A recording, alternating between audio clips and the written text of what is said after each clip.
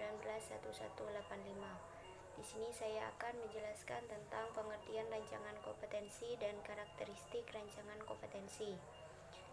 Yang pertama yaitu pengertian rancangan kompetensi.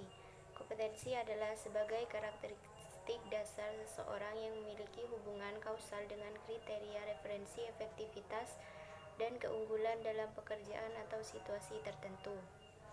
Menurut beberapa ahli, mendefinisikan bahwa kemampuan atau potensi sebagai karakteristik yang menonjol bagi seseorang dan mengindikasikan cara-cara berperilaku atau berpikir dalam situasi dan berlangsung terus dalam periode waktu yang lama.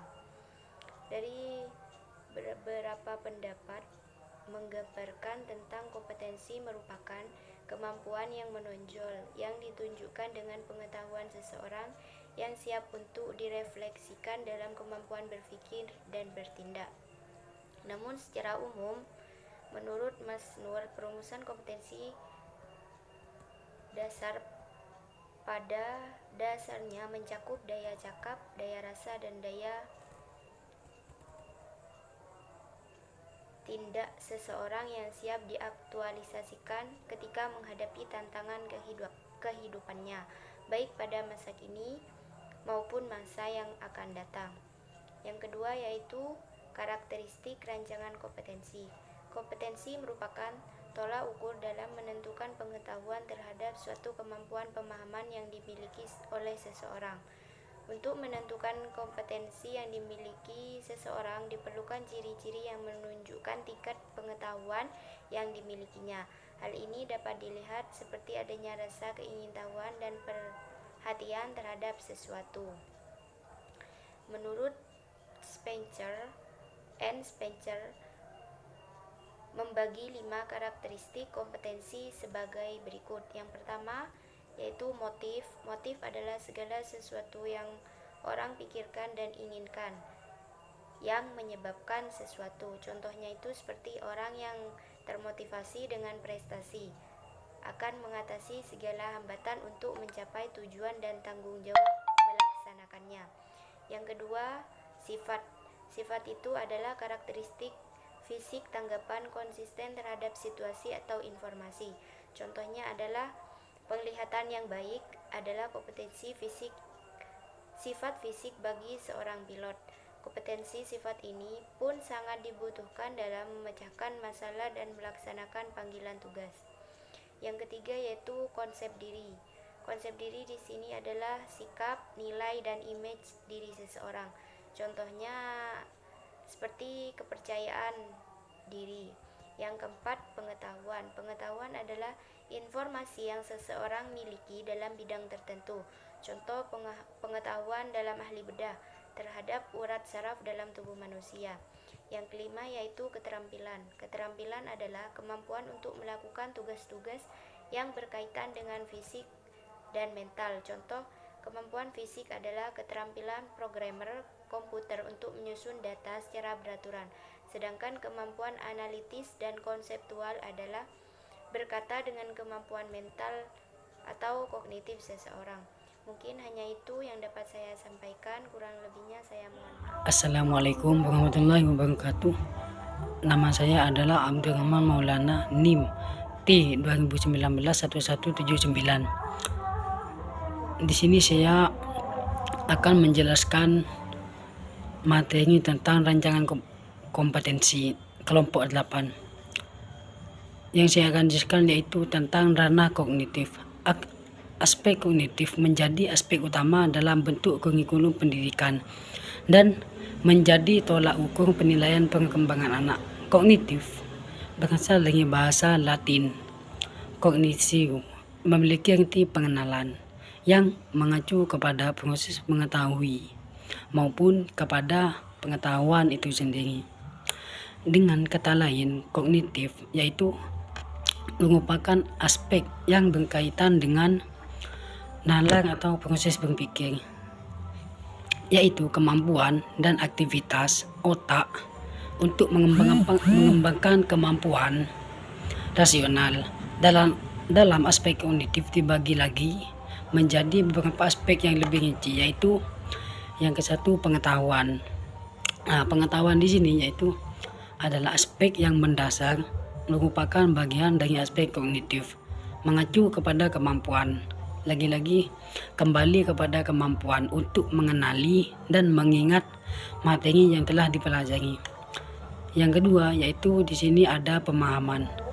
Pemahaman ini lebih tinggi dari aspek pengetahuan, dan aspek pemahaman ini mengacu kepada kemampuan untuk mendemonstrasikan fakta dan gagasan. Yang ketiga ada penerapan. Penerapan ini yaitu aspek dengan mempunyai tujuan untuk menerapkan materi yang telah dipelajari dengan menggunakan aturan serta prinsip dan materi tersebut dalam kondisi yang nyata. Yang keempat yaitu analisis. Nah, di sini dibutuhkan juga menganalisa, melibatkan pengujian dan pemecahan informasi ke dalam beberapa bagian, menentukan bagaimana satu bagian berhubungan dengan bagian yang lainnya. Dan yang kelima ada sintesis. Sintesis termasuk menjelaskan struktur atau pola yang sebelumnya, dan sintesis ini meliputi kemampuan menyatukan konsep atau menyatukan komponen sehingga dapat menjadi sebuah struktur. Yang keenam yaitu ada evaluasi. Nah, di sini evaluasi adalah kemampuan untuk berpikir dan memberikan penilaian serta penimbangan dari nilai-nilai materi untuk tujuan tertentu. Yang selanjutnya yaitu ranah afektif. Ranah afektif disebut juga ranah afeksi, adalah materi yang berdasarkan segala sesuatu yang berkaitan dengan emosi, seperti penghargaan, nilai, semangat, minat, dan sikap terhadap sesuatu hal. Di sini ada beberapa bagian ranah afeksi. Yang ke satu yaitu penerimaan, yang kedua responsif, dan yang ketiga ada penilaian, yang keempat ada organisasi, dan yang kelima ada karakterisasi. Nah, karakterisasi di sini yaitu acuan dominan ini adalah karakter seseorang dan daya hidupnya. Kesemua hal ini akan tercermin dalam sebuah tingkah laku yang mana ada hubungannya dengan keteraturan pribadi, sosial, dan emosi. Yang selanjutnya yaitu psikomotorik tanjakan kompetensi. Psikomotorik di sini adalah domain yang meliputi perilaku, gerakan, dan koordinasi jasmani, keterampilan motorik, dan kemampuan fisik seseorang. Keterampilan yang akan berkembang jika sering dipraktikkan. Ini dapat dilakukan berdasarkan jarak, kecepatan, teknik, dan pelaksanaan. Dalam aspek psikomotorik ini terdapat tujuh kategori, terendah hingga yang tinggi.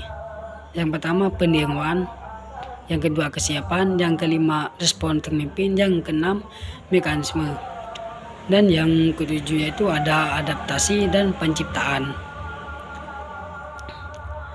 Nah, penciptaan di sini yaitu menciptakan berbagai modifikasi dan pola gerakan baru yang menyesuaikan dengan tuntutan suatu situasi. Proses belajar menghasilkan hal atau gerakan baru dengan menekankan kreativitas berdasarkan kemampuan yang telah berkembang pesat. Cukup sekian penjelasan dari saya. Apabila ada salah dan mohon maaf sebesar-besarnya. Assalamualaikum warahmatullahi wabarakatuh. Saya Tasya Fajrin Islamiyah, NIM T20191158. Di sini saya akan menjelaskan tentang standar kompetensi lulusan satuan pendidikan. Standar kompetensi lulusan SKL satuan pendidikan adalah kualifikasi kemampuan lulusan yang mencakup pengetahuan, keterampilan, dan sikap yang digunakan sebagai pedoman penilai dalam penentuan kelulusan peserta didik dari satuan pendidikan. SKL meliputi kompetensi untuk seluruh mata pelajaran atau kelompok mata pelajaran. Standar kompetensi dan kompetensi dasar Standar kompetensi merupakan klarifikasi kemampuan minimal peserta didik yang menggambarkan penguasaan pengetahuan, sikap dan keterampilan yang diharapkan dicapai pada setiap kelas dan atau semester pada suatu mata pelajaran. Kompetensi dasar adalah sejumlah kemampuan yang harus dikuasai peserta didik dalam mata pelajaran tertentu sebagai rujukan penyusunan indikator kompetensi dalam suatu pelajaran. Contoh, standar kompetensi lulusan, standar kompetensi mata pelajaran, standar kompetensi dan kompetensi dasar. 1. Standar kompetensi dasar. 2. Standar kompetensi kelompok mata pelajaran. 3. Standar kompetensi dan kompetensi dasar.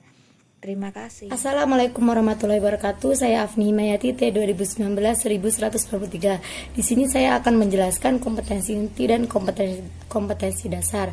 Yang pertama yaitu kompetensi inti. Kompetensi inti K13 merupakan tingkat kemampuan untuk mencapai standar kompetensi lulusan yang harus dimiliki peserta didik pada setiap tingkat kelas.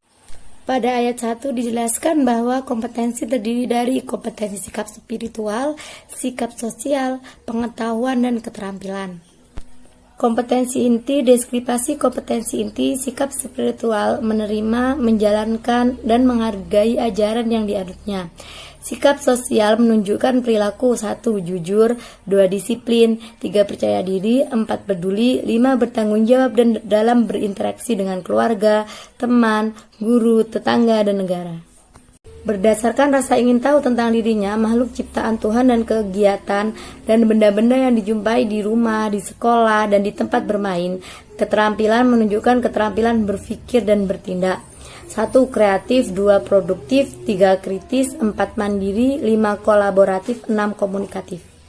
Yang kedua yaitu kompetensi dasar. Kompetensi dasar pada K13 berisi kemampuan dan materi pembelajaran untuk satu mata pelajaran pada masing-masing satuan pendidikan yang mengacu pada kompetensi inti. Dalam buku Maulana Arafat, kompetensi menurut Sanjaya ialah perpaduan dari pengetahuan, keterampilan, nilai, dan sikap yang direfleksi dalam kebiasaan berpikir dan bertindak. Sedangkan kompetensi dasar merupakan kemampuan minimal yang harus dicapai peserta didik dalam penguasaan materi pelajaran yang diberikan dalam kelas pada jenjang pendidikan tertentu. Selain itu, Kamsiatin menyatakan bahwa kompetensi dasar ialah sejumlah kemampuan yang baru dimiliki peserta didik dalam mata pelajaran tertentu. Dari berbagai uraian yang saya sampaikan tadi, kita dapat menyimpulkan bahwa kompetensi dasar merupakan tuntutan dari kompetensi inti yang harus dikembangkan peserta didik dalam pembelajaran, baik sosial, pengetahuan, dan keterampilan. Cukup sekian apa yang dapat saya sampaikan, kurang lebihnya saya mohon maaf yang sebesar-besarnya. Wassalamualaikum warahmatullahi wabarakatuh.